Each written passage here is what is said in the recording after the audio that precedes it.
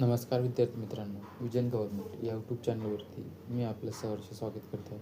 तर आज आपण पाहणार आहोत मुंबई उच्च न्यायालय शिपाई भरतीसाठीचा हा जो संभाव्य पेपर आहे, जो की आपलं लेक्चर नंबर 4 आहे आणि ही शिपाई पद भरतीसाठी महत्त्वाचं ठरणार आहे.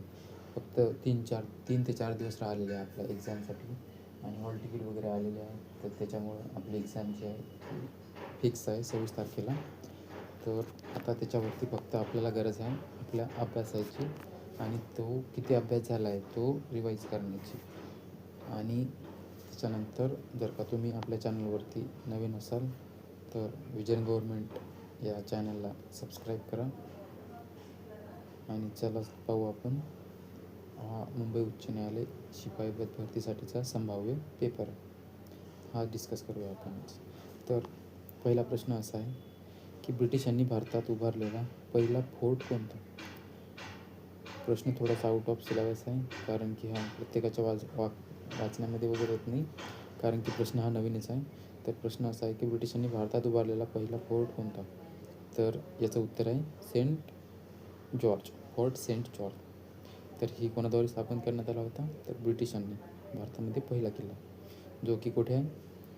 चेन्नई, मद्रास येथे ब्रिटिशांद्वारे पहिला किल्ला उभारला होता त्यांनी. तर या किल्ल्याबद्दल थोडं सांगून देतो. तर याची निर्मिती जी आहे ती 1640 ते 44 या कालावधीमध्ये बांधण्यात आलेलं आहे. आणि याचं जे बांधकाम वगैरे केलं आहे ते कोणत्या गव्हर्नरने केलेलं आहे? तर त्यावेळेसचा फ्रान्सिस डे हा जो त्यावेळेसचा इंग्रज होता, त्याने या किल्ल्याची बांधकाम वगैरे केलेलं आहे.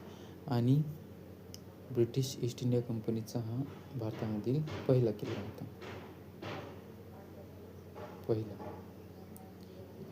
त्याच्यानंतर दुसरा ऑप्शन पण ब्रिटिश ईस्ट इंडिया कंपनी जी आहे, ब्रिटिश ईस्ट इंडिया कंपनी याच्याबद्दल थोडं सांगून देतो. ब्रिटिश ईस्ट इंडिया कंपनी याची स्थापना जी आहे ती 31 डिसेंबर 1600 या कालावधीमध्ये स्थापन झाली होती. आणि याचा संस्थापक होता जॉन वॉट्स, जे की या कंपनीची स्थापना इंग्लंड येथे झाली होती. व्यापार करण्याचा उद्देश होता या कंपनीचा. या उद्देशाने राणी एलिझाबेथ हिने या कंपनीला जेव्हा ही कंपनी स्थापन झाली होती, व्यापारी होते तर त्यांनी या कंपनीची स्थापना केली होती. आणि त्यावेळेसची जे इंग्लंडची महाराणी होती एलिझाबेथ, हिच्याकडून त्यांनी ईस्ट इंडिया म्हणजे पूर्वोत्तर जे भारत आहे किंवा भारत वगैरे आणि पूर्वोत्तर देश वगैरे आहेत यांच्यामध्ये या देशांमध्ये जाऊन व्यापार वगैरे करण्याची जी सनद होती किंवा सवलत होती ती राणी एलिझाबेथ हिच्याकडून त्यांनी घेतली होती. या उद्देशाने ही कंपनी स्थापन करण्यात आली होती. आणि ही कंपनी जेव्हा भारतामध्ये आली, ही company British East India Company जेव्हा भारतामध्ये आली होती तेव्हा भारतावरती जहागीर हा बादशाह होता. जहागीर बादशाह कार्य करत होता. आणि याच्याकडून जी व्यापार करण्याची जी सवलती आहेत तो थॉमस रो या कॅप्टनने किंवा तो इंग्रजांचा वकील होता, याने जहागीर बादशाहकडून व्यापार करण्याची सवलत जी आहे ती मिळवली होती. आणि त्यानंतर त्यांनी जी पहिली वकार जी आहे ती आपली सुरत येथे स्थापन केली होती 1615च्या आसपास. आणि त्याच्यानंतर इंग्रजांनी सुरत येथे पहिली वकार स्थापन केली. त्यानंतर मछलीपट्टणम जे की मद्रास त्यावेळेचं आणि सध्याचं तामिळनाडू, त्याच्यानंतर मद्रास, कोलकाता, मुंबई या ठिकाणी आपल्या वखारी उघडल्या होत्या. तर ब्रिटिशांची जी पहिली वखार जी आहे सुरत येथे ती कितीमध्ये स्थापन झाली होती? 1608मध्ये स्थापन केली होती त्यांनी.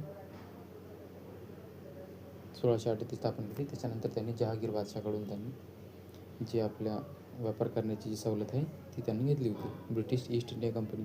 आणि जी कंपनी भारतामध्ये व्यापार करण्याच्या उद्देशाने आली होती त्या कंपनीने भारतावरती 150 वर्ष राज्य करून गेले. म्हणजे त्यांचा उद्देश जो होता व्यापार करण्याचा, व्यापार करता करता त्यांनी भारताचे राज्यकर्ते बनले आणि 150 वर्ष भारतावरती राज्य केले. अशी ही ब्रिटिश ईस्ट इंडिया कंपनी होती.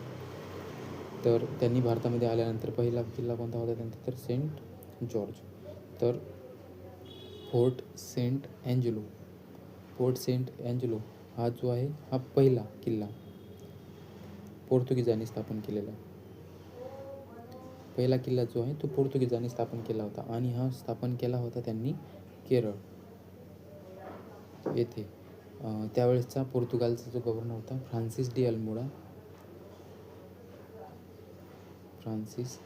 अल्मोडा यांनी हा किल्ला जो आहे तो स्थापन केला होता, किंवा जो फोर्ट आहे तो स्थापन केला होता केरळमध्ये पोर्तुगीजांनी. त्याच्यानंतर पाहू दुसरा option, Fort Saint David. Fort Saint David जो हा किल्ला आहे, हा किल्लासुद्धा ब्रिटिशांनी स्थापन केला होता आणि हा किल्ला ब्रिटिश ईस्ट इंडिया कंपनीद्वारे मद्रासमध्ये स्थापन केला होता. पण हा 1690च्या आसपास स्थापन केला होता. ब्रिटिश ईस्ट इंडिया कंपनी यांच्याद्वारेच करण्यात आला होता. आणि याचा जो गव्हर्नर होता त्यावेळेसचा ब्रिटिशांचा गव्हर्नर कोण होता, तर एलिहू एल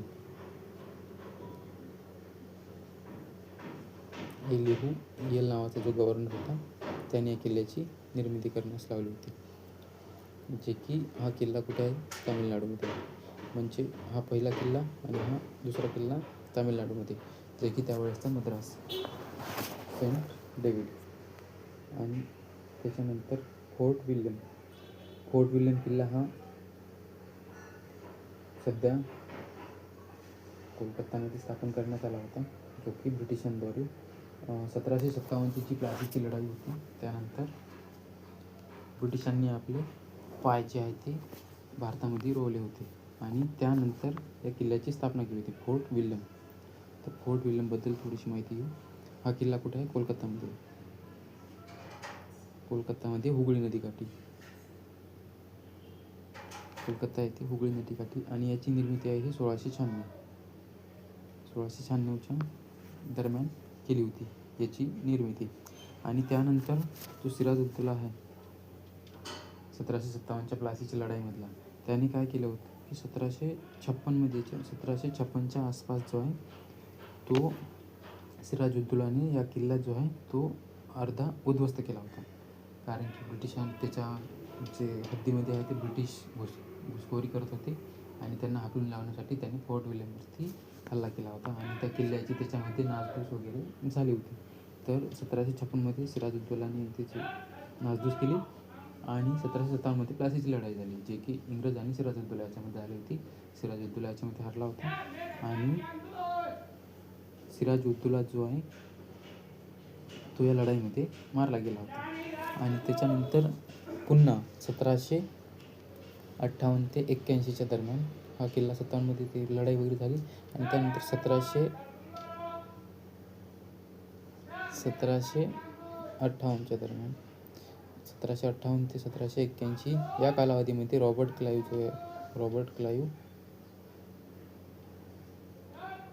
क्लाइव्ह हा जो ब्रिटिशांचा गव्हर्नर होता याने ह्या किल्ल्यांची म्हणजे फोर्ट विल्यम किल्ल्याची पुनर्निर्माण केले होते. आणि त्यावेळेस इंग्लंडचा राजा कोण होता, तर विल्यम तिसरा. तर हा फोर्ट विल्यम किल्ला होता. तर असे हे 4 किल्ले आहेत जे उच्च न्यायालयासाठी आपण पाहत आहोत. आणि ही प्रश्न थोडासा आउट ऑफ सिलेबस होता, त्याच्यामुळं थोडंसं याच्याबद्दल माहिती देऊन दिली तुम्हाला. त्याच्यानंतर पाहू आपण पुढचा प्रश्न. दुसरा प्रश्न असा आहे की सूर्यकुलातील सर्वात तेजस्वी ग्रह कोणता? सूर्यकुलातील सर्वात तेजस्वी ग्रह कोणता? तर याचं उत्तर आहे शुक्र. शुक्र हा ग्रह आहे सर्वात तेजस्वी. तर शुक्र ग्रहाबद्दल थोडीशी माहिती घेऊन घेऊ. शुक्र हा जो ग्रह आहे हा सूर्यापासून दुसऱ्या नंबरचा ग्रह आहे. तर पहिल्या नंबरचा कोण आहे, तर पहिल्या नंबरचा बुध हा ग्रह आहे आणि शुक्र जो आहे हा दुसऱ्या नंबरचा आहे. हा ग्रह पृथ्वीची जुळी बहीण म्हणून सुद्धा या ग्रहाला ओळखले जाते, शुक्र या ग्रहाला. आणि हा ग्रह जो आहे तो पूर्वेकडून पश्चिमेकडे फिरतो. बाकीचे जे ग्रह आहेत ते पश्चिमेकडून पूर्वेकडे फिरतो, पण हा शुक्र जो ग्रह आहे तो पूर्वेकडून पश्चिमेकडे फिरतो आणि याच्यावरती इतके सारे वातावरण हा पूर्ण सॉलिड स्टेटमध्ये आहे ग्रह त्याच्यामुळं आणि सूर्याच्या एकदम जवळ आहे त्याच्यामुळं याच्यावरती नेहमी याचे जे तापमान आहे ते वाढून राहते आणि त्याच्यामुळे हा चमकल्यासारखा वाटतो त्यामुळे म्हणून याला सर्वात तेजस्वी ग्रह म्हटले जाते. त्याच्यानंतर आपला पृथ्वी हा ग्रह येतो. तर पृथ्वी ग्रह आणि त्यानंतर ऑप्शनमध्ये दिला आहे गुरु. तर गुरु हा ग्रह आहे जो की पहिला अंतर्ग्रह आहे आणि याचे जवळपास 96 उपग्रहसुद्धा आहे आणि हा सर्वात मोठा ग्रह आहे आपल्या सूर्यकुलातील सर्वात मोठा ग्रह. सर्वात मोठा ग्रह कोणता तर गुरु. सर्वात तेजस्वी ग्रह कोणता तर शुक्र आणि सर्वाधिक उपग्रह असणारा कोण ग्रह शनी आणि मंगळ ग्रह जो आहे हा आंतरग्रहामध्येच आहे आणि पृथ्वीच्या नंतर या ग्रहाचा क्रमांक लागतो. तर सर्वात तेजस्वी ग्रह कोणता आहे तर शुक्र हा ग्रह. त्याच्यानंतर पाहू आपण पुढचा प्रश्न. आपल्या सूर्यमालेत एकूण ग्रह किती असा जर का प्रश्न आला तर तुम्हाला एक एक क्रमांक सांगतो. इथे आपला सूर्य आहे त्याच्यानंतर इथे बुध शुक्र पृथ्वी मंगळ इथपर्यंत या ग्रहांना आंतरग्रह म्हणतात. म्हणजे 4 ग्रह ही झाले आंतरग्रह आणि 4 ग्रह ते आहेत पुढचे ती बाह्यग्रह म्हणून याला ओळखले जाते. तर त्यानंतर पहिला बाह्यग्रह कोणता तर गुरु शनी युरेनस आणि नेपच्यून. सर्वात थंड ग्रह कोणता तर नेपच्यून आणि सूर्यापासून सर्वात जवळ कोणता बुध आणि पृथ्वीपासून सर्वात जवळ कोणता ग्रह म्हटलं तर शुक्र आणि पृथ्वी जो आहे सूर्यापासून 3 नंबरच्या पोझिशनवरती पृथ्वी हा ग्रह आहे. आणि हे जे आहे ग्रह बाकीचे ग्रह जे आहेत हे सर्व जे ग्रह आहेत ते सूर्याभोवती परिक्रमा करत राहतात. कोणा ग्रहाचा कालावधी कमी तर कोणा ग्रहाचा कालावधी जास्त. मॅक्झिमम जे आंतरग्रह आहेत त्यांचा कालावधी हा बाह्यग्रहापेक्षा कमीच असतो. सूर्याभोवती पृथ्वीला चक्कर मारण्यास 365 दिवस लागतात आणि स्वतःभोवती फिरण्यास 24 तास. एक्झॅक्टली 23 तास 56 मिनिटे एवढा कालावधी पृथ्वीला सूर्याभोवती फिरण्यास लागतो. तर पाहू आपण पुढचा प्रश्न. पुढचा प्रश्न असा आहे जगातील सर्वात लांबीची नदी. जगातील सर्वात लांबीची नदी त्याच्यामध्ये ऑप्शन दिलेला आहे. पहिलं गोदावरी नाईल वोल्गा मिसिसिपी. तर गोदावरी इथं जे ऑप्शन दिलेलं आहे तर आपण महाराष्ट्रामध्ये राहतो आणि महाराष्ट्रामधल्या एक्झामची आपण तयारी करतो तर बाकीच्यांना असं माहीत राहते की महाराष्ट्रातील सर्वात लांबी नदी कोणती. तर तिथे घाईगडबडीमध्ये कोणी पाहिला असेल प्रश्न पूर्ण वाचत नाही आणि तिथे वाचून टाकते की सर्वात जास्त लांबीची नदी कोणती. आणि आपल्याला माहीत आहे की आपण महाराष्ट्रापुरताच विचार करतो कारण की महाराष्ट्राची परीक्षा देत आहोत. त्याच्यामुळं प्रश्न असा आपल्याला ट्रॅक करू शकतो आणि आपली विकेट पडू शकते. तर अर्धी जण या गोदावरीच असाच उत्तर देऊन देईल पण त्यांनी प्रश्न पूर्ण पाहिला नसेल. तर प्रश्न असा आहे की जगातील सर्वात लांबीची नदी विचारलेली आहे आणि प्रश्न पूर्ण वाचला नाही तर तुमचे चुकण्याचे मॅक्झिमम चान्सेस असतात आणि तिथे वेळेची कमतरता असल्यामुळे एक्झाम हॉलमधला प्रेशर वेगळाच असतो आणि उत्तर चुकण्याचे चान्सेस पण तिथे वाढतात. त्याच्यामुळे किमान प्रश्न जर का वाचला तुम्ही तर तुमचा 50% उत्तर तुमचं निघून जाते प्रश्न जर का बरोबर समजला तर. तर या प्रश्नाचं उत्तर आहे नाईल नदी. तर नाईल नदी जी आहे ही विक्टोरिया सरोवरातून उगम पावते. विक्टोरिया सरोवर जे की आफ्रिकामध्ये आहे आणि जवळपास 6,650 किलोमीटरचा प्रवास करून ती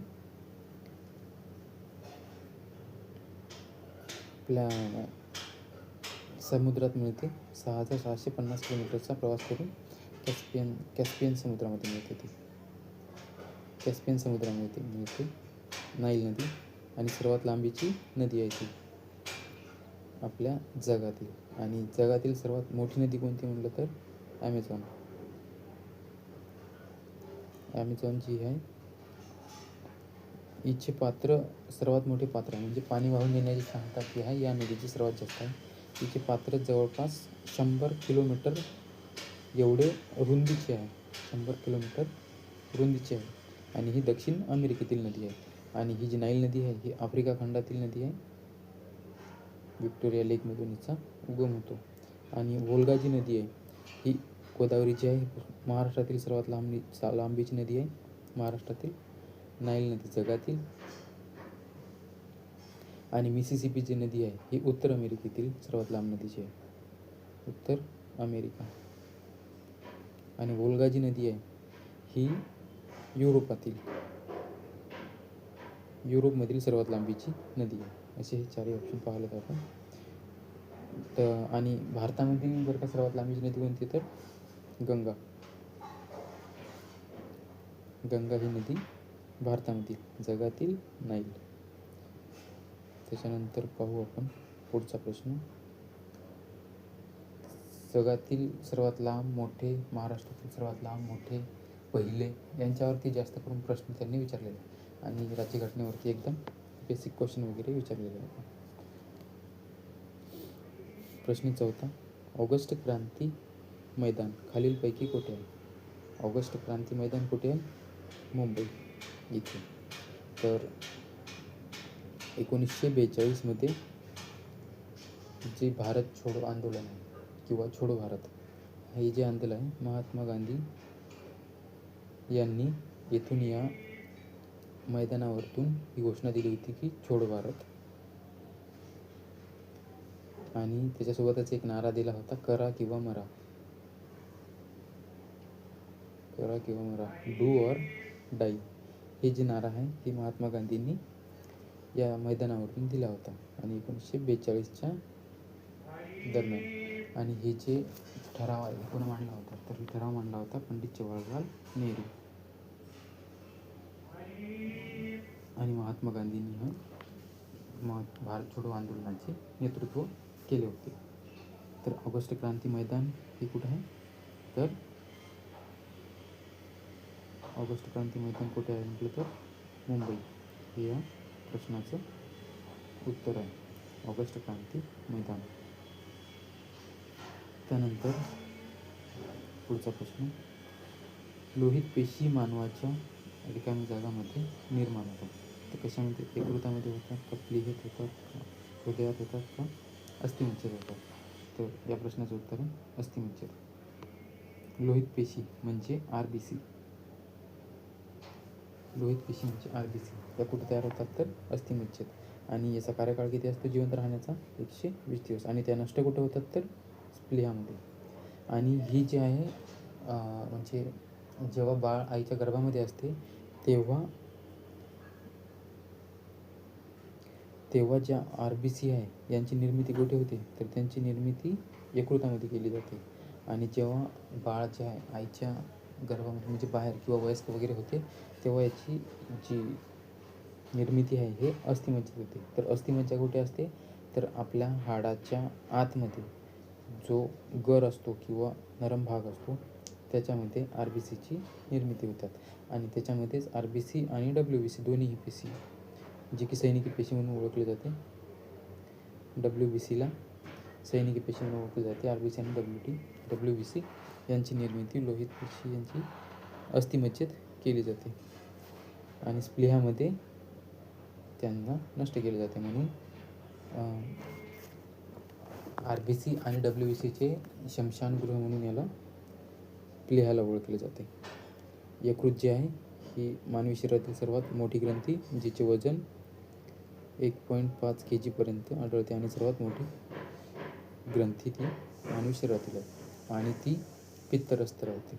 पित्तरस जो आहे तो यकृतामधून निघतो. आणि हृदय आपल्या शरीरातील सर्वात महत्त्वाचा जे अवयव आहे मेंदूनंतर तर ते कोणतं आहे तर हृदय.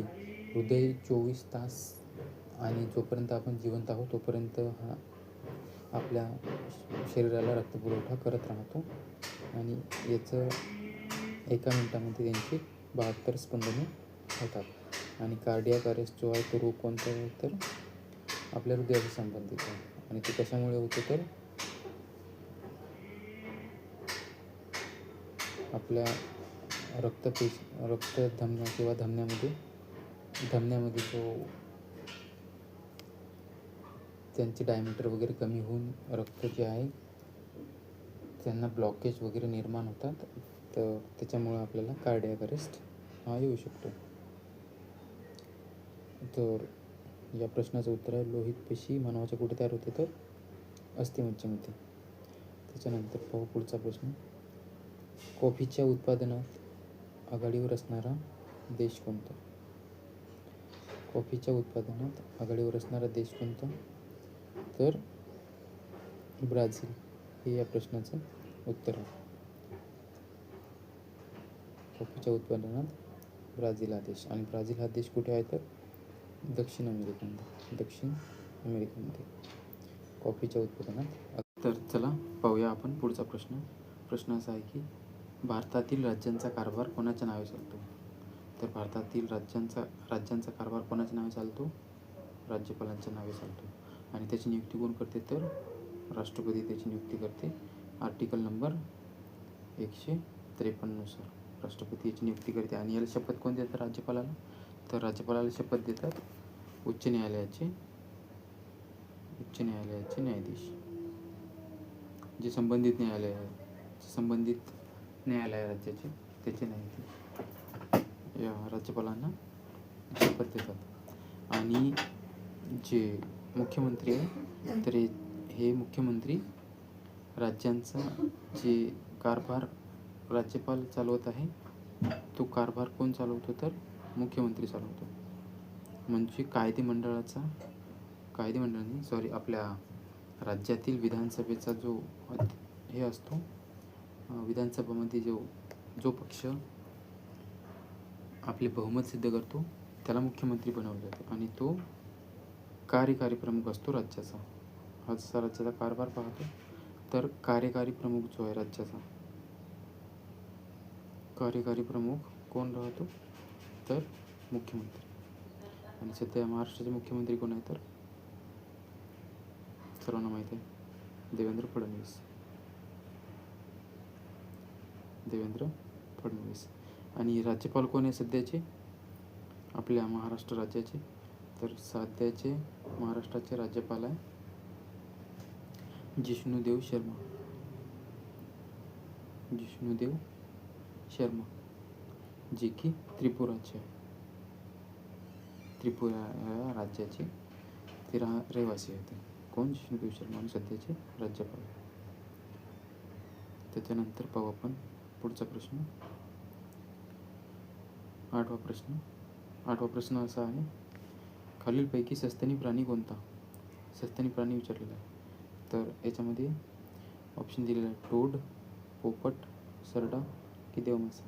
तर याचं उत्तर आहे देवमासा. देवमासा हा असा प्राणी आहे जो सस्तनी प्राणी आहे. सस्तनी प्राणी म्हणजे सस्तनी प्राणी हे वर्गातील सर्वात विकसित प्राणी आहे. सस्तनी वर्ग प्राण्यांचा. आणि पृष्ठवंशीय प्राण्यामध्ये सर्वात विकसित गट कोणता, तर सस्तनी प्राण्यांचा असतो. आणि सस्तनी प्राणी असे प्राणी राहतात जे पिलांना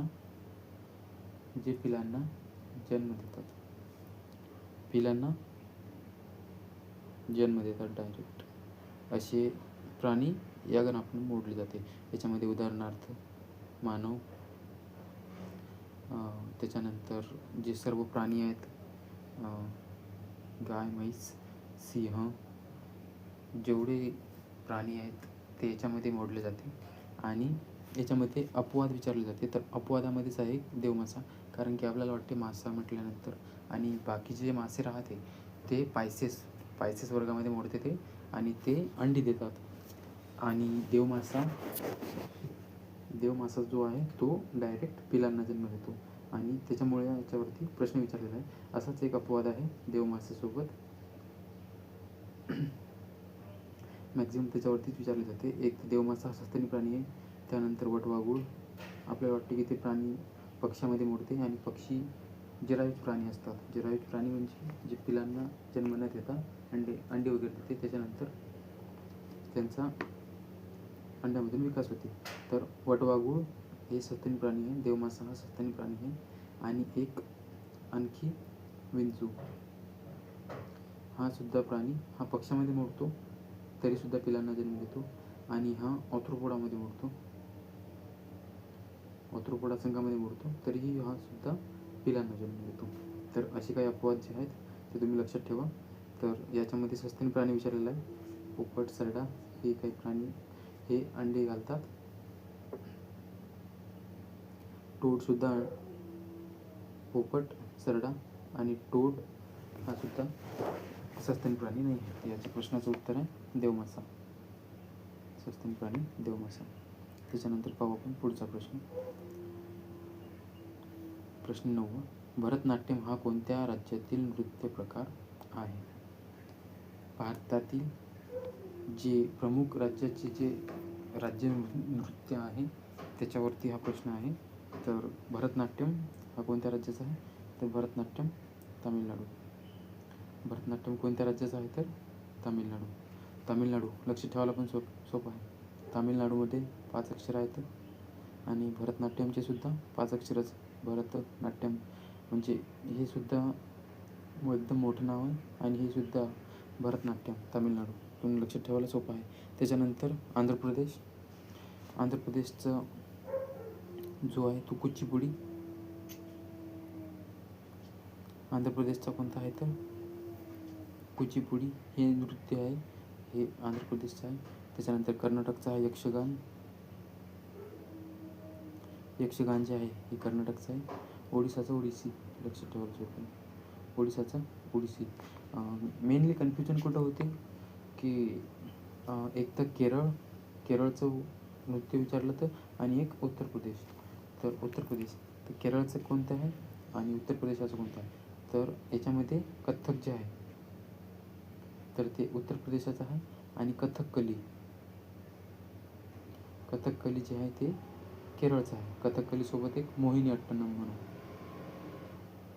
मोहिनी अट्टनम जे आहे ते सुद्धा केरळचं आहे. मेन कन्फ्युजन इथंच होते की कथकली आणि कथ्थक कोणत्या राज्याचं आहे? तर कथ्थक कोणाचं आहे? UP आणि कथकली केरळचं आहे. याच्यामध्येच सोबत आपल्या महाराष्ट्राचं जे नृत्य आहे ते लावणी या प्रकारामध्ये मोडते. महाराष्ट्राची लावणी आणि एक लेझिम.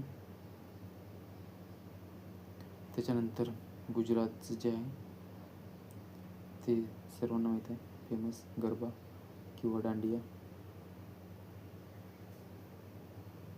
दांडिया जे आहे गुजरात आणि राजस्थानचं घुमर. राजस्थानचं हे मेनली जे राज्यांचे नृत्य आहेत ते मेनली जे आहेत तेच यांनी विचारलेले आहेत. बाकी नॉर्थ ईस्टचे वगैरे आहेत. तर आसामचं आहे एक जास्त विचारलं जाते ते आसामचं बिहू हा नृत्य प्रकार आहे, हे मेनली विचारले जाते. तर ह्याच्यामध्ये आपल्याला या प्रश्नामध्ये जे आहे तर ते कोणत्या राज्याचं विचारलं होतं? भरतनाट्यम विचारलं होतं. तर भरतनाट्यम कोणत्या राज्याचं आहे?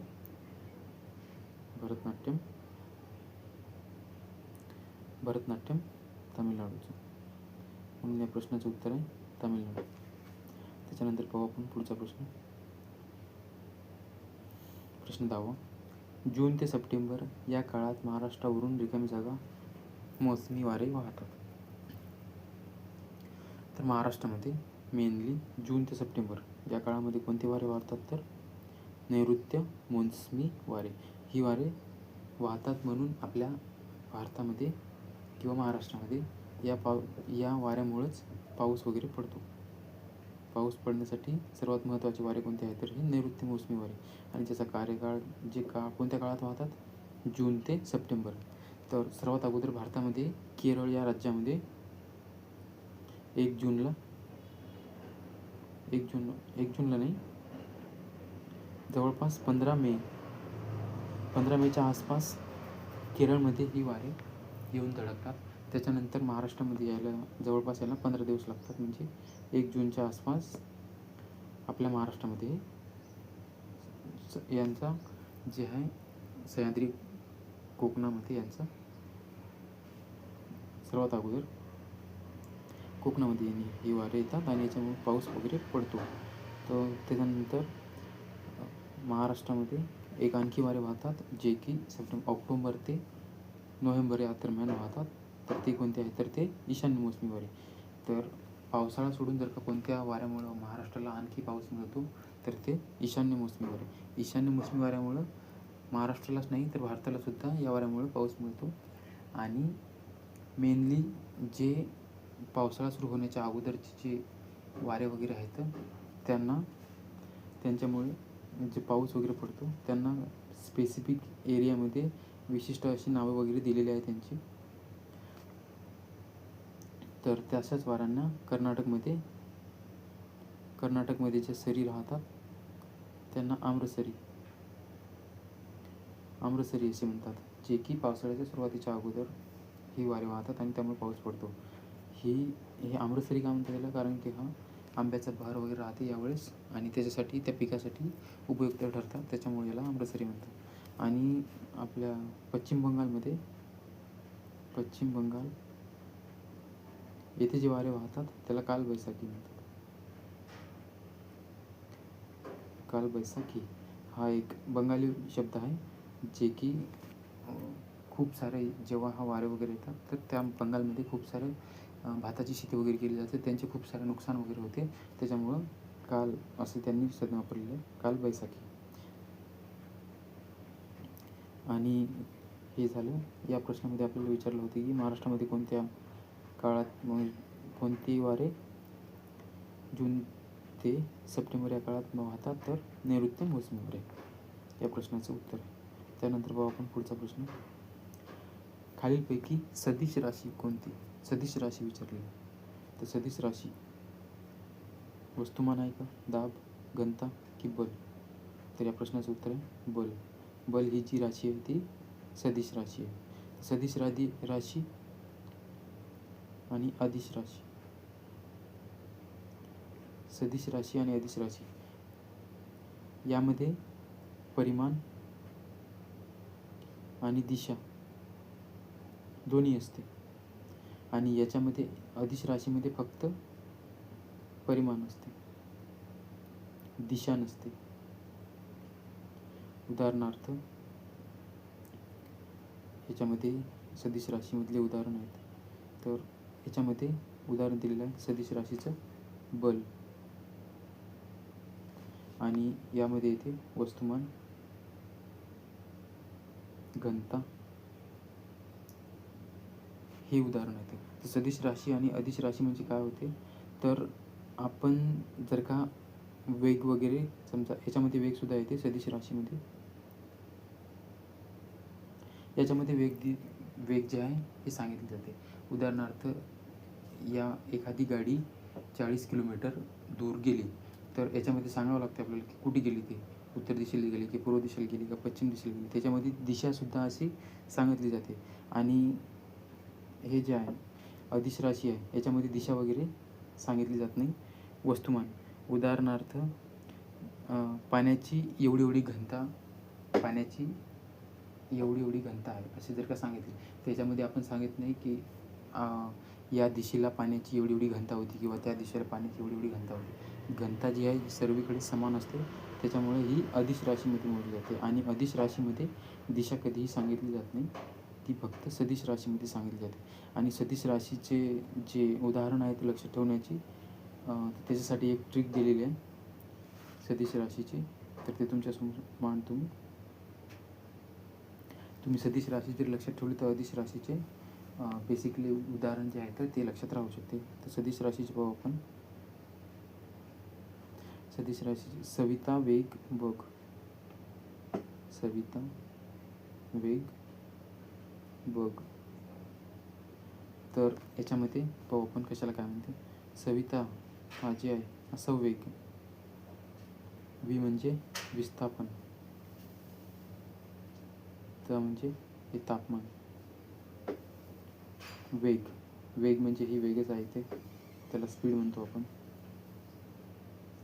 आणि ब जे आहे ही बल, ग म्हणजे गती.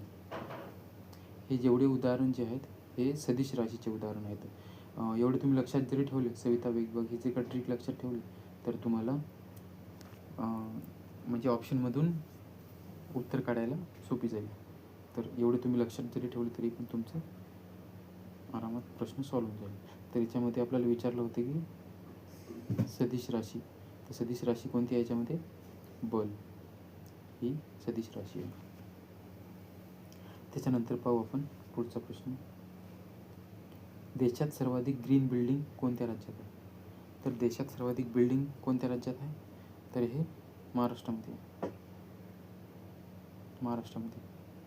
तर ग्रीन बिल्डिंग ही एक अशी संकल्पना आहे जे की नैसर्गिकरित्या बिल्डिंगला डेव्हलप केले जाते, ज्याच्यामुळे पर्यावरणपूरक अशा हा बिल्डिंग उभारल्या जाते आणि ते सर्वात जास्त महाराष्ट्र, मुंबईमध्ये आढळतात. झाडावर घरावरती झाडे वगैरे लावून आणि पूर्ण बिल्डिंगला असं वाटते की झाडासारखी उभी केल्यासारखी वाटते, त्यामुळे याला ग्रीन बिल्डिंग अशी संज्ञा दिलेली आहे. तर ग्रीन बिल्डिंग सर्वाधिक कुठं आहे? तर महाराष्ट्रामध्ये. महाराष्ट्र या प्रश्नाचे उत्तर आहे. त्यानंतर पाहू आपण पुढचा प्रश्न. महाराष्ट्रातील कोणती मृदा बागायतीसाठी अत्यंत उपयुक्त आहे? म्हणजे अधिक उपयुक्त मृदा बागायतीसाठी. मृदा बागायतीसाठी सर्वाधिक कोणती आहे? तर ती लॅटराईट सॉईल, लॅटराईट मृदा. लॅटराईट मृदा जी आहे ती फळ आणि बागायतीसाठी सर्वात महत्त्वाची आहे. तर आणि ती कुठं आढळते? तर ती लॅटराईट जे सॉईल आहे ते आपल्या महाराष्ट्रामध्ये, जे मराठवाडाचे रिजन आहे त्याच्यामध्ये या लॅटराईट मृदा जी आहे ही आपल्याला पाहायला मिळते. आणि त्यानंतर गाळाची मृदा आणि ॲल्युमियम. गाळाची मृदा म्हणजेच ॲल्युमिनियम. गाळाची मृदा जी आहे तिचं दुसरं नाव आहे, पर्यायी नाव आहे ते की ॲल्युमियम हे असे सुद्धा म्हणते. आणि गाळाची मृदा मेनली जी महाराष्ट्रामध्ये नद्यांची जी खोरी आहे, आपली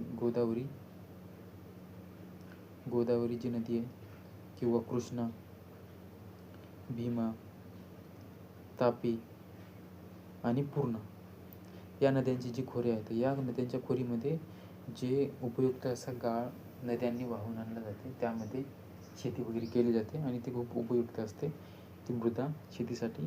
तर हिला गाळाची मृदा किंवा ॲल्युमियम मृदा असे म्हटले जाते.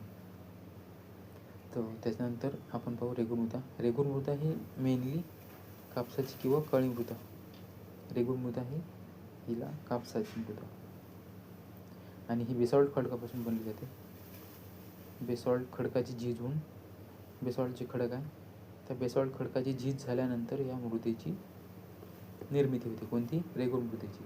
आणि ही कापसाची काळी मृदा महाराष्ट्रातील जी दख्खन पठार आहे, महाराष्ट्रातील दख्खन पठारावरती 90% जवळपास ही मृदा आपल्याला पाहायला मिळते. आणि दख्खन जे पठार आहे भारतामधील, त्यामध्ये पूर्ण ही मृदा रेगूर मृदा म्हणजे कापसाची काळी मृदा ही आपल्याला पाहायला मिळते. आणि त्याच्यामध्ये सर्वाधिक कापसाचे उत्पन्न घेतले जाते म्हणून तिला कापसाची मृदा असे सुद्धा म्हणतात. तर याच्यामध्ये विचारलं होतं की फळबागासाठी कोणती मृदा महत्त्वाची आहे? तर लॅटराईट सॉईल. त्यानंतर पाहू आपण पुढचा प्रश्न. पुढचा प्रश्न असा आहे की अनुशीलन समिती ही क्रांतिकारकाची संघटना येथे स्थापना करण्यात आली. तर अनुशीलन समिती जी आहे, अनुशीलन समिती ही कुठं होती?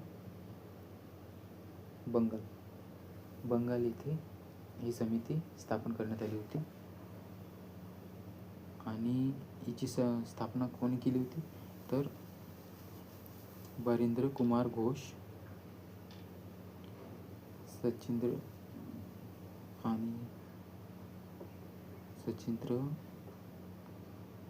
बारिंद्र कुमार घोष आणि त्यांचे एक बंधू होते.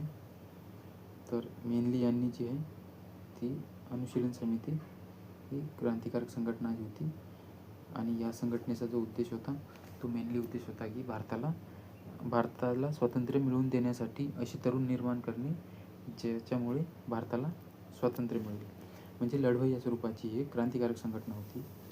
आणि जी स्थापना आहे ती बारिंद्र कुमार घोष आणि सचिंद्रनाथ काहीतरी नाव आहे त्यांचं. त्यांनी या समितीची स्थापना केली होती, जे की मेनली बंगालमध्ये कार्यरत होती. महाराष्ट्रामध्ये जी अशी कोणती संघटना होती मग महाराष्ट्रामध्ये जी क्रांतिकारक संघटना होती, तर स्वातंत्र्यवीर सावरकरांची जी 1899मध्ये होती राष्ट्रभक्त, आणि तिचंच नाव 1904मध्ये जी झाली होती अभिनव भारत. ही जी महाराष्ट्रात स्वातंत्र्यवीर सावरकर यांनी ही जी संघटना आहे ही स्थापन केली होती, आणि तिची क्रांतिकारक संघटना होती ती पण, जी अभिनव भारत आहे, ही क्रांतिकारक संघटना होती. तर याच्यामध्ये आपल्याला विचारलं की अनुशीलन समिती कुठे स्थापन करण्यात आली होती, तर बंगालमध्ये. त्यानंतर पुढचा प्रश्न, खालीलपैकी नायटर म्हणजे काय? तर नायटर कशाला म्हटले जाते, तर पोटॅशियम नायट्रेटची संज्ञा काय आहे, KNO3 म्हणजे पोटॅशियम नायट्रेट. सोडियम नायट्रेटची संज्ञा काय, हे एक पांढरा चूर्ण असे असतं, KMO3, त्याला पोटॅशियम नायट्रेट म्हणतात. आणि सोडियम नायट्रेटची संज्ञा काय, NaNO3 म्हणजे पोटॅशियम नायट्रेट. आणि ॲल्युमिनियम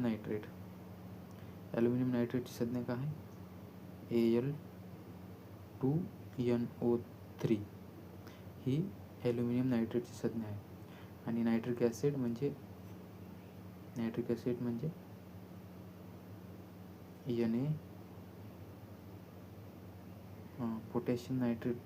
सोडियम नायट्रेटची संज्ञा आहे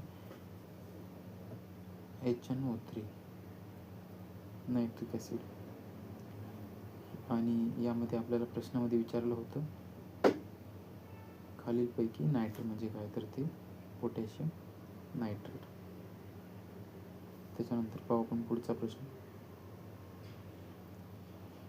प्रश्न असा आहे की मराठ्यांचे पहिले आरमार प्रमुख कोण होते? तर मराठ्यांचे पहिले आरमार प्रमुख कोण होते, तर कान्होजी आंग्रे. याच्यामध्ये दुसरे ऑप्शन कोणतेच नव्हते, तर म्हणजे मालोजी आंग्रे, तुळोजी आंग्रे, विसाजी आंग्रे, फक्त आंग्रे त्यांचं सरनेम यूज केलं. पण तुम्हाला जर का नाव माहीत असतं तर तुम्ही झालं असतं डायरेक्ट उत्तरापर्यंत पोहोचले असते. त्याचं उत्तर कान्होजी आंग्रे हे आरमार प्रमुख होते शिवाजी महाराजांच्या काळामध्ये. तर त्याच्यानंतर पाहू आपण पुढचा प्रश्न, 17वा प्रश्न, राजर्षी शाहू महाराजांचे निधन खालीलपैकी कोठे झाले? राजर्षी शाहू महाराजांचे निधन कुठे झाले, तर मुंबई येथे 1922मध्ये इथे त्यांचे निधन झाले मुंबई. आणि त्यांची कार्यभूमी जी आहे ती कोल्हापूर येथे त्यांची कार्यभूमी आहे. आणि त्यांचा जन्म कुठे झाला, तर कोल्हापूर कागल येथे. तारीख होती 26 जून 1874. यशवंत यांचे नाव होते यशवंत यांचे मूळ नाव होते. आणि त्यांनी चौथे शिवाजी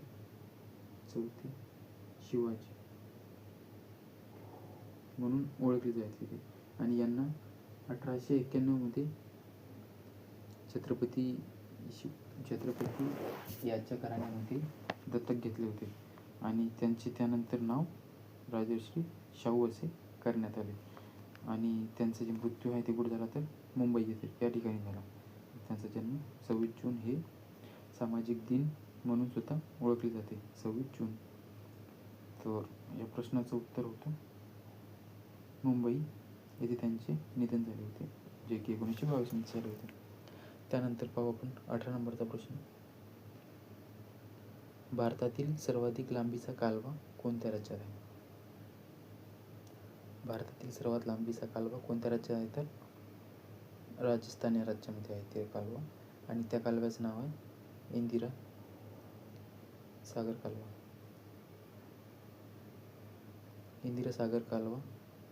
ज्याची लांबी 650 किलोमीटरच्या आसपास आहे. आणि हा जो कालवा आहे तो सतलज आणि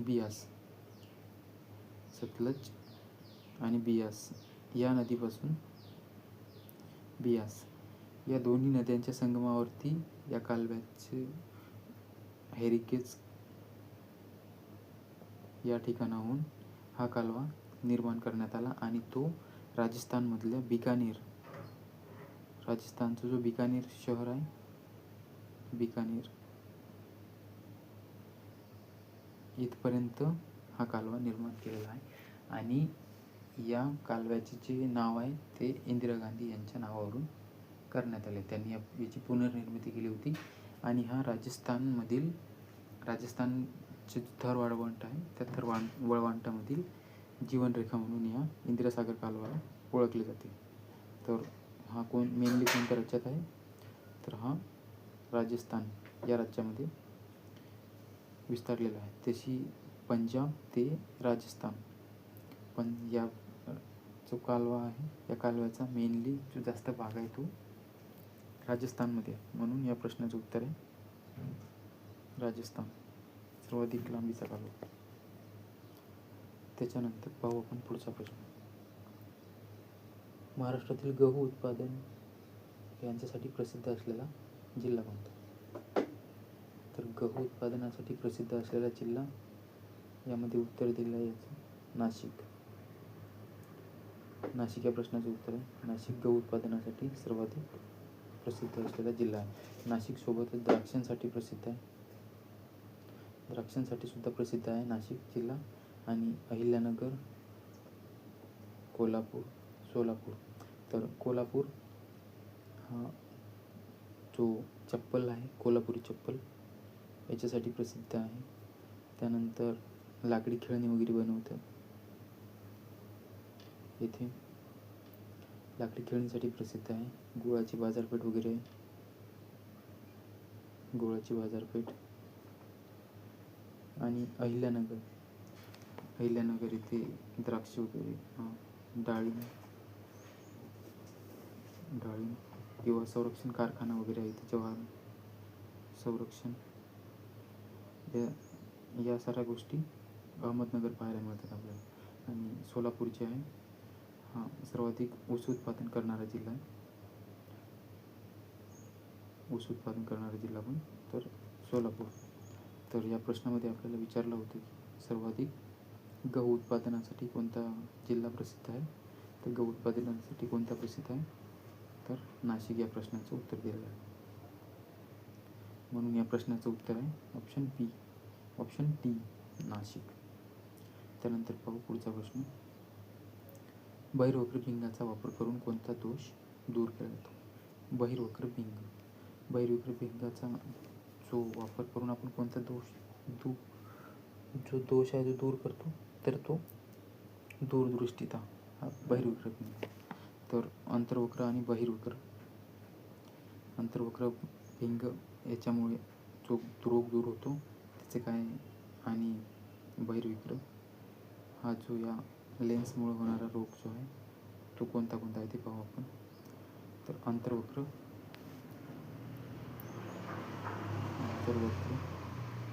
आणि बहिर्वक्र, अंतर्वक्र आणि बहिर्वक्र. तर यामुळे निकटदृष्टिता हा रोग दूर होतो, निकटदृष्टिता.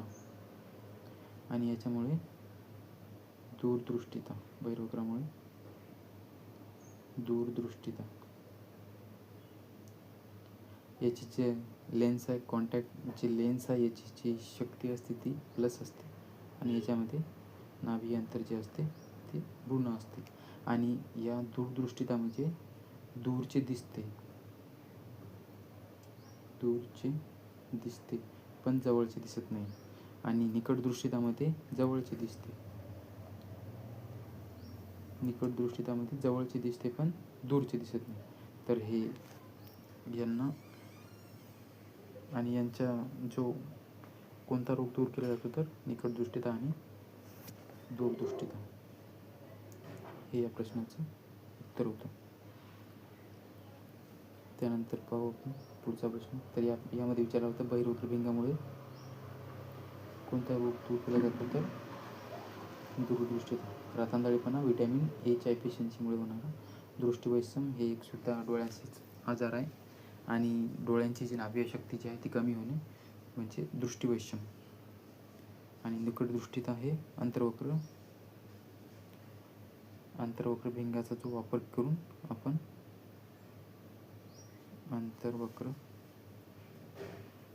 भिंगाचा वापर करून आपण निकट दृष्टीता दूर करू शकतो.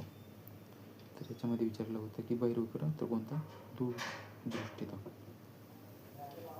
हे या प्रश्नाचं उत्तर आहे, दूरदृष्टीता. त्याच्यानंतर पाहू आपण पुढचा प्रश्न.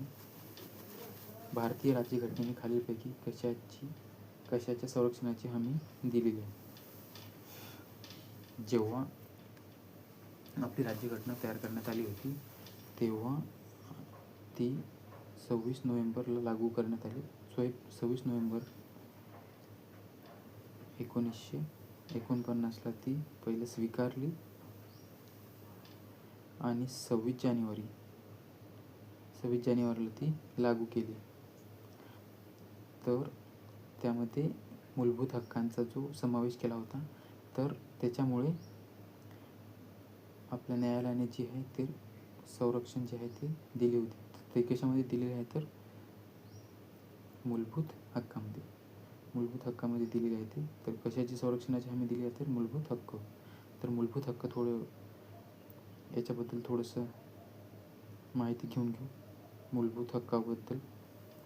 मूलभूत हक्क जे आहे आपल्या भारतीय राज्यघटनेमध्ये कलम 12 ते 35 म्हणजे भाग 3 मध्ये 12 ते 35 मध्ये याचा समावेश केला जातो. मूलभूत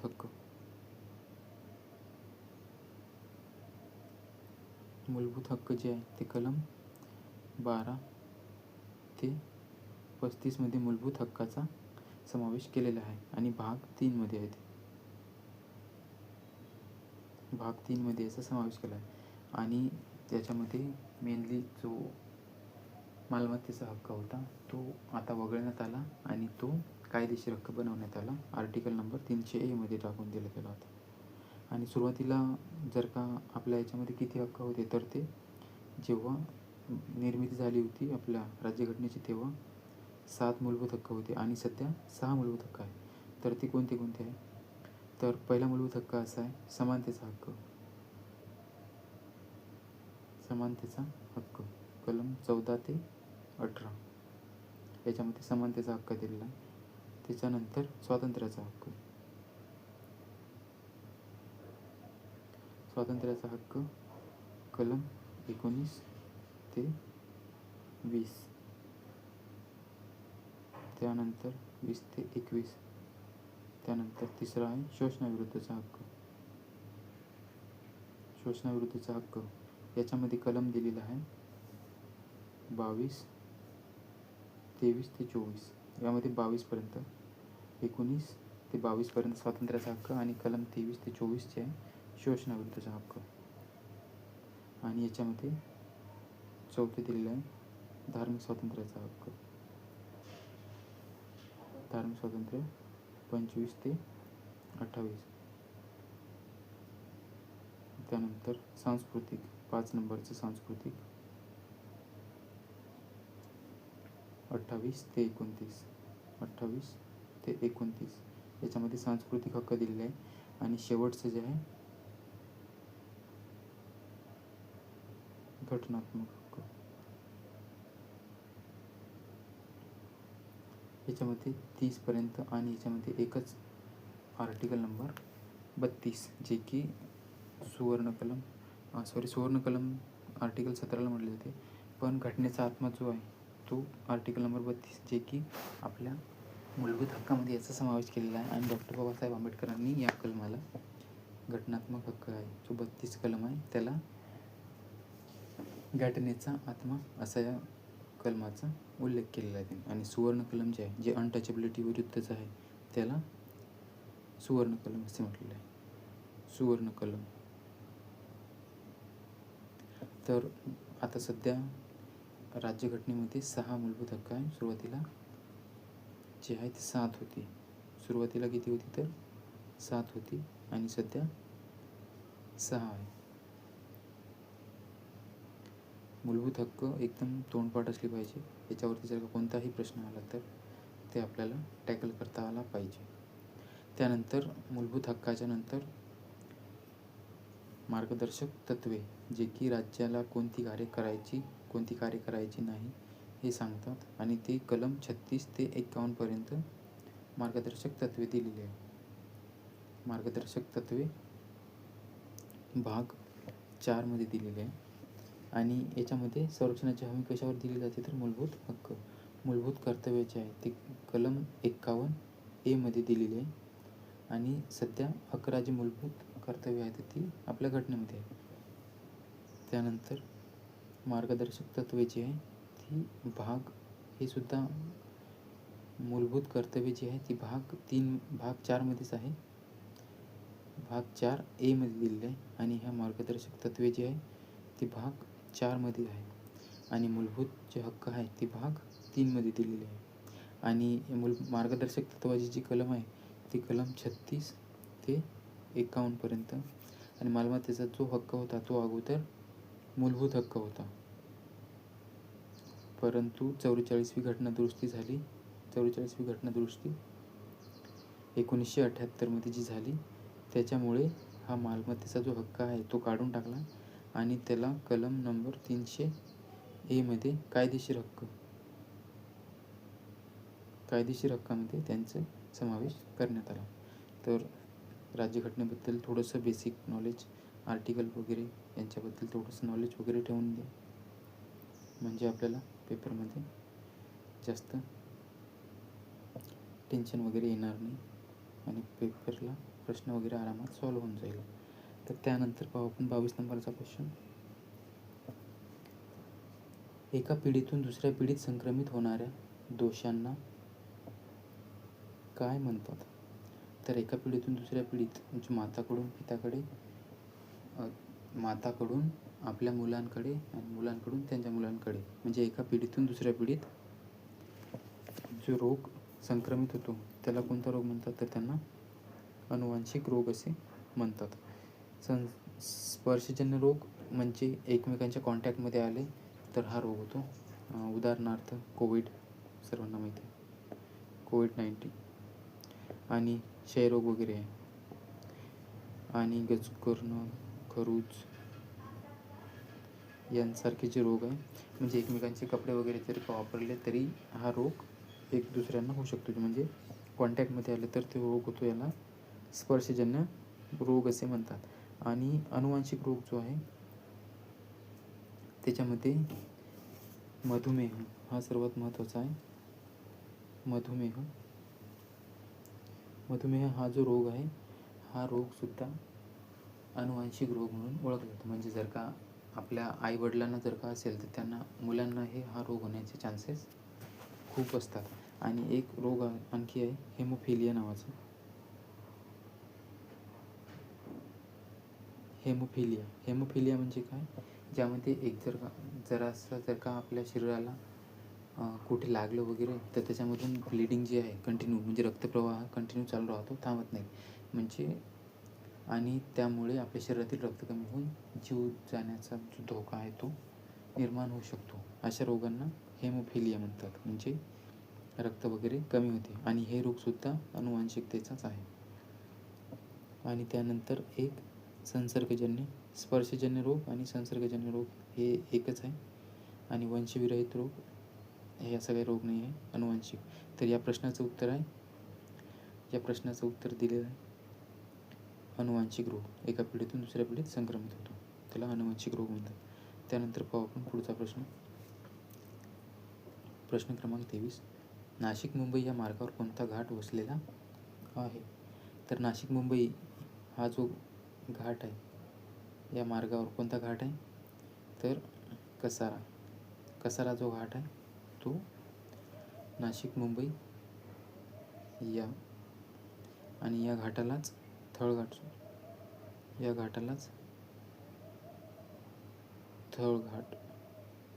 या दुसऱ्या नावानेसुद्धा ओळखली जाते.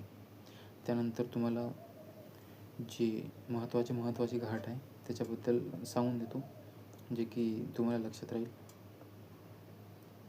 ऑप्शनमध्ये कोणती घाट दिलेली आहे अगोदर ते पाहू आपण. त्यानंतर दिलेला आहे ऑप्शन सी दिला आहे आंबा घाट. तर आंबा घाट कोल्हापूर आणि रत्नागिरी. पसरणी घाट महाबळेश्वर आणि वाई. कात्रज घाट आणि त्यानंतर दिला आहे कात्रज घाट. तर याच्यामध्ये आपल्याला विचारलं आहे नाशिक मुंबई या घाटावर या मार्गावर कोणता घाट वसलेला आहे. तर कसारा घाट या प्रश्नाचं उत्तर आहे. त्यानंतर पाहू आपण पुढचा प्रश्न. भारताचे 13वे मोठे बंदर कोणत्या राज्यात बांधले जाणार आहे. तर भारताचे 13वे मोठे बंदर कोणत्या राज्यात बांधले जाणार आहे. तर ते आपल्या महाराष्ट्रामध्ये. तर महाराष्ट्रामध्ये कोणते आहे ते 13वे बंदर. 13वे बंदर कोणते आहे ते वाढवण जे बंदर आहे ते विकसित करणार आहे आणि ते पालघर या जिल्ह्यामध्ये आहे. महाराष्ट्रात पालघर जिल्ह्यामध्ये वाढवण हे बंदर विकसित करणार आहे आणि ते भारताचे 13वे मोठे बंदर म्हणून याला बांधले जाणार आहे. आणि त्यानंतर महाराष्ट्रामध्ये आणखी कोणते बंदर आहे. तर मुंबई हे एक नैसर्गिक बंदर म्हणून ओळखले जाते. नैसर्गिक बंदर मुंबई. त्यानंतर या मुंबई बंदरावरचा ताण कमी व्हावा म्हणून JNPT जे की रायगडमध्ये यासारखे पूर्व तटावर आणि पश्चिम तटावर एकूण मिळून भारतामध्ये 13 मोठे बंदर उभारलेले आहेत, ज्यांचा वापर या भारतामधून दुसऱ्या देशामध्ये व्यापार करण्यासाठी केला जातो.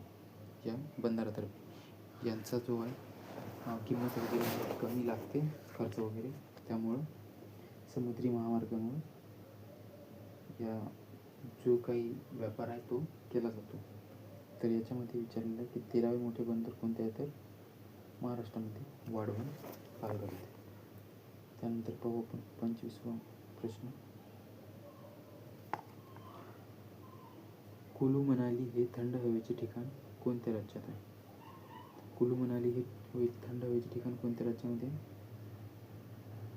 हिमाचल प्रदेश. तर तामिळनाडूमध्ये उटी हे थंड हवेचे ठिकाण आहे. त्याच्यानंतर पाहू आपण पुढचा प्रश्न. विभक्तीचे एकूण किती प्रकार आहेत. विभक्तीचे एकूण किती प्रकार आहेत. तर 8. विभक्तीचे प्रकार एकूण किती. 8. कोणते प्रकार आहेत ते. एक पहिला प्रकार आहे प्रथमा, जे की दोन्ही याला प्रत्यय नसते. त्यानंतर द्वितीय, प्रथमा, द्वितीय, याच्यामध्ये सलाते आणि सलानाते. त्यानंतर तृतीय, याच्यामध्ये ने, ए, शी, निशी आणि इथं एक वचन असते आणि इथं अनेक वचन.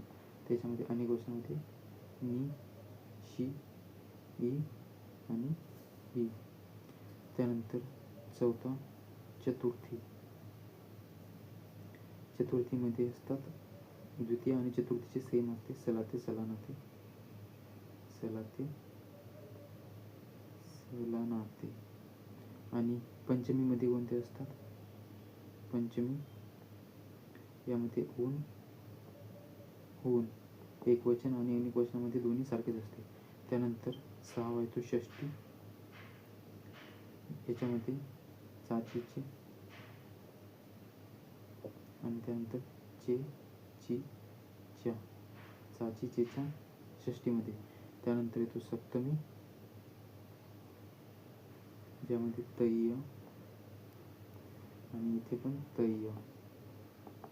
आणि शेवटचा जो प्रकार आहे आठवाची विभक्ती आहे ती असते संबोधन. संबोधन विभक्तीमध्ये एक वचनामध्ये नसते, फक्त अनेक वचनामध्ये नो. एकमेकांना हाक मारण्यासाठी जो वापर केला जातो ते संबोधन विभक्तीमध्ये त्यांना. तर एकूण विभक्ती किती आहे तर 8, आणि ती आपण एकदम शॉर्टमध्ये पाहिलेली. त्याच्यानंतर पाहू आपण पुढचा प्रश्न. तर विभक्तीचे एकूण प्रकार किती आहेत तर 8 प्रकार एकूण विभक्तीचे आहेत. त्यानंतर पुढचा प्रश्न, साखर या नामाचा प्रकार ओळखा. साखर या नामाचा प्रकार विचारलेला आहे. साखर कशामध्ये? सामान्य नामामध्ये. सामान्य नामामध्ये येते. तर सामान्य नामाबद्दल थोडीशी माहिती देतो.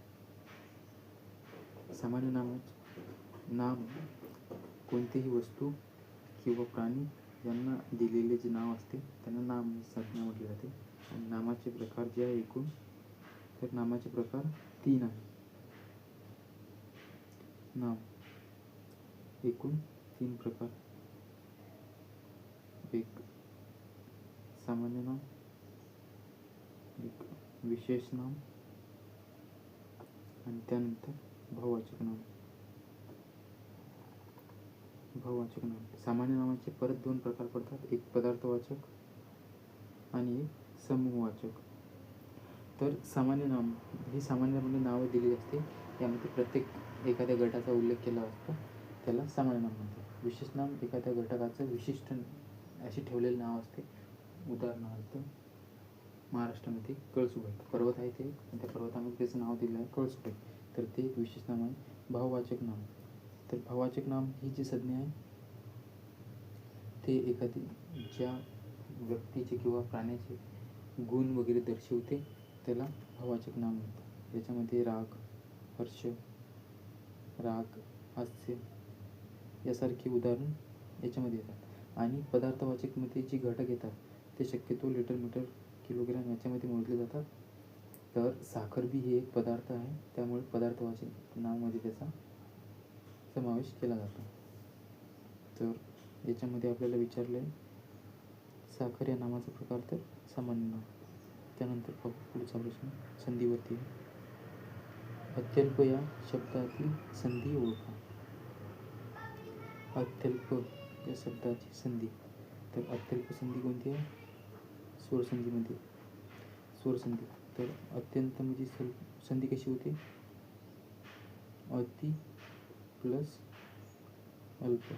म्हणजे येथे आला ई आणि इथे आला अ, आणि ई अ मिळून य होतो, म्हणजे ही गुणादेश संधी आहे. ई पुढे कोणताही विजातीय स्वर आला तर त्याच्याबद्दल य होतो, म्हणजे ही संधी गुणादेश संधी आहे. तर या संधीनुसार हा स्वरसंधीमध्ये याचा उल्लेख केला जातो. तर अत्यल्प याचा संधीचा प्रकार कोणता आहे तर स्वरसंधी. स्वरसंधीमध्ये अत्यल्प ही संधी येते. त्यानंतर पाहू आपण 29वा प्रश्न.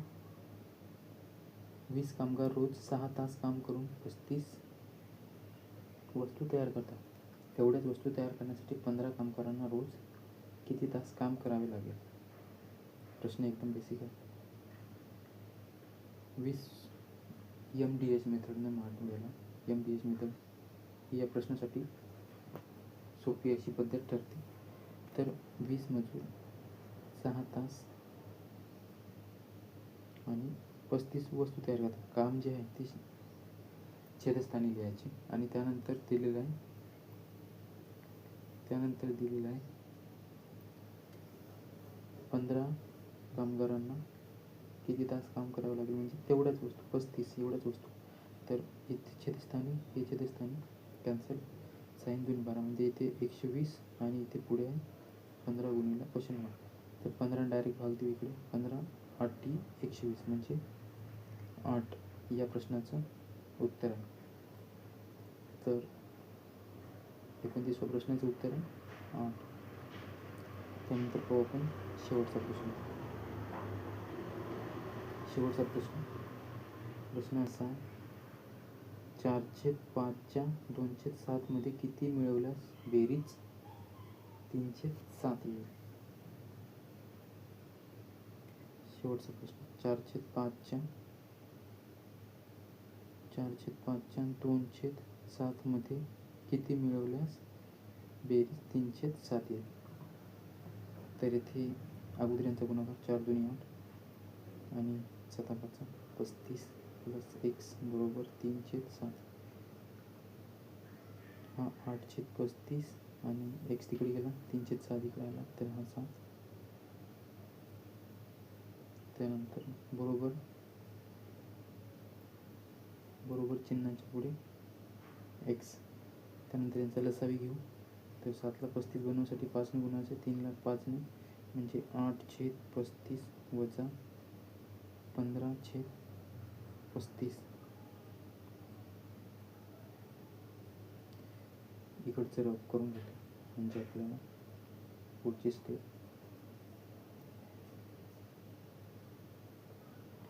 तर इथे दिलेलं आहे 15/35 आले.